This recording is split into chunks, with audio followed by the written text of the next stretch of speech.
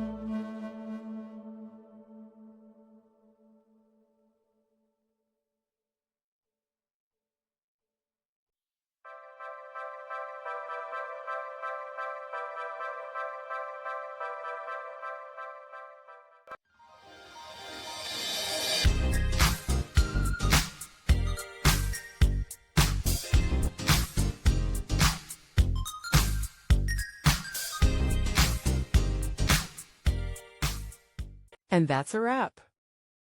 I hope you found the answer you were looking for. If you did, take a second to hit that subscribe button. It really helps out. And let me know in the comments which solution worked best for you. See you next time in the debug zone.